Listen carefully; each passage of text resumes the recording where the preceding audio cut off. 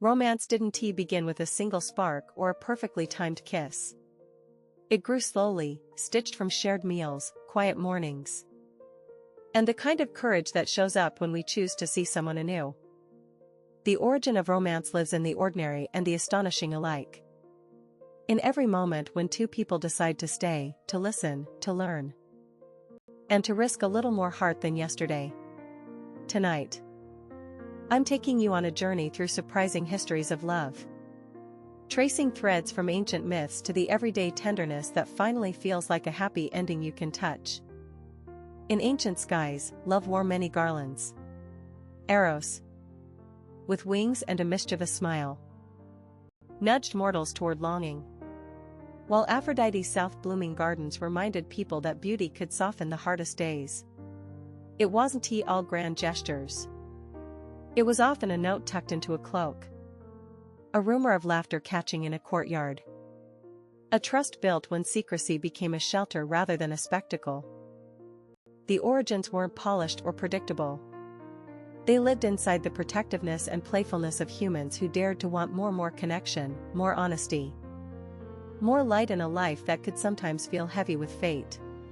Centuries later, romance found a different kind of stage in medieval courts, where songs braided with whispers and the idea of noble love began to glitter with code and ceremony. Troubadours spoke of chivalrous desire, but the heart here usually walked a tighter rope than the myths had allowed. Lovers exchanged poems in secret corridors, bound by oaths that could be fulfilled only in privacy. Where the world's rules softened, courtly love didn't always end in wedding bells. Sometimes it ended in memory, the way a stanza can outlive a lifetime, teaching others how to carry a feeling forward, not as a possession, but as a touchstone for how to treat another with reverence and patience.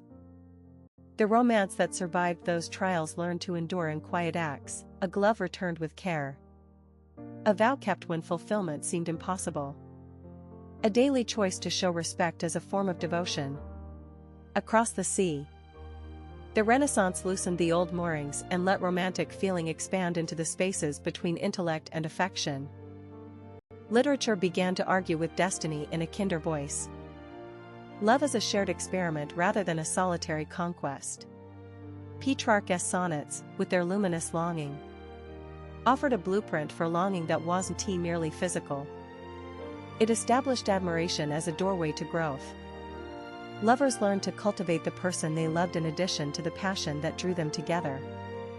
This was romance as mutual discovery, two people becoming better not because they are flawless, but because they push each other toward gentleness, courage, and honesty. The 18th and 19th centuries carried romance out of palace halls and into drawing rooms and libraries. The female voice began to matter more in the stories, not just as the muse but as a partner who negotiated space, truth, and affection. The letters that lovers wrote, sealed with wax and kept in drawers beneath a lace handkerchief, became the earliest social evidence that a bond could endure time and distance. People learned that romance isn't only about fireworks. It's about the subtle governance of daily life. The way a partner chooses to share a puzzle, to tolerate a fault, to keep faith when hope flickers. Romance matured into a promise that love is something to be tended, a practice rather than a performance. Yet the 20th century reinvented love for a world that moved faster than a letter through a postbox. Education, work, and mobility opened new possibilities for couples who hadn't fit a traditional script. The idea of a soulmate persisted, but so did the conviction that love could be a decision rather than a sigh. In crowded cities, couples learned to navigate noise and pace, discovering tenderness not as a rare gem but as something earned through communication and resilience. The heartbeat of romance grew a rhythm that welcomed imperfect hours, the mornings when two people stumble into conversation after a night of fatigue, the evenings when a shared meal becomes a ritual that says, "You matter, and I'm here." The modern romance found its power in dialogue, learning how to say yes to companionship, and how to say no when love stops being healthy or honest. But why does this history matter now? in a world that can feel overwhelming and loud. Because the origin of romance is not a dusty archive. It's a living guide for how two people can stay close when life gets heavy. It's in the stubborn joy of choosing to listen when your partner speaks softly about fear or dream. It's in the courage to forgive, to adapt, to grow together while keeping your own name and voice intact. Romance doesn't erase the days that bruise or the disappointments that sting. It transforms them into shared meaning by insisting on kindness as a daily practice and by converting longing into acts of care. A practical map for today's romance emerges from these layered histories. First, make room for wonder.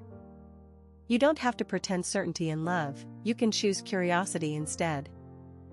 Ask questions that reveal the other person's inner, whether their worries, their joys. They're small rituals that keep them anchored. When you listen, you're not just hearing words. You're gathering the fuel that will light your partnership through ordinary days and extraordinary ones. Second, own your truth with tenderness. Speak your needs as clearly as you can, and give your partner space to do the same. Difficult conversations aren't betrayals, they are invitations to repair together. The oldest romances survived because they learned how to talk about pain without turning it into a weapon. Third, show up with consistency. Love is often built in the long, quiet stretches when nothing dramatic happens. But two people keep showing up, offering kindness, and choosing trust. And fourth, honor the power of shared rituals. A nightly routine, a handwritten note, a morning walk, or a simple ritual of coffee together can carry more gravity than a grand gesture that fades under the sun of daily life. SFX. Kettle_whistle. 3. If you're listening and you felt a tangle of doubt about romance, know that the thread you're tugging at has centuries behind it. And people before you have found ways to keep their hearts alive through weather and wars and the ordinary friction of living. Romance isn't a flawless blueprint. It's a flawed and generous promise that says, we will try again tomorrow. That promise has endured because it's anchored in real people who learn to forgive, to trust, and to love with imperfect bravery. It's a quiet miracle that love can be practiced. And that practice can expand to fill a life with warmth, resilience, and hope. Let a moment linger here for a breath. Think of a small kindness you've witnessed or a moment you've shared with someone who mattered. Consider how that moment grew into something deeper.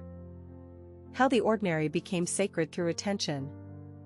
If you're hoping for romance to return or to begin anew, remember that it begins with attention, the willingness to notice, to care, to stay through the slow hours, and to celebrate the stubborn beauty of choosing love again and again. In the end, the origin of romance isn't in a single scene or a famous kiss. It's the cumulative history of people who chose to keep looking, to keep listening, and to keep caring. It's in the way a hand finds another hand in a crowded room and doesn't let go. It's in the letters left on a humid desk. In the shared silence after a difficult conversation. In the laughter that comes back after a storm. It's the story you are part of when you decide that love is not a fantasy but a practice, a daily choice that, when nurtured, can turn a life into a love story you want to live every day. If you're listening to this and feeling a spark, that spark is your invitation. Take it gently. Let it grow with patience, with honesty, and with the generous belief that romance's origin lives in every moment two people choose to keep showing up for each other. The history is old, yes. But the future of romance is as personal as your next breath, as intimate as your next confession, and as possible as a single, brave step toward kindness. SFX. Soft_door_open. 2. And when you wake to a morning that feels ordinary yet generous, remember. The origin of romance isn't somewhere far away. It's right here, in the tiny, relentless acts that turn two lives into one story, a story that continues to unfold, with room for laughter, for growth, and for a love that patiently proves that a happy ending is not an ending at all, but a beginning that happens again and again, in the quiet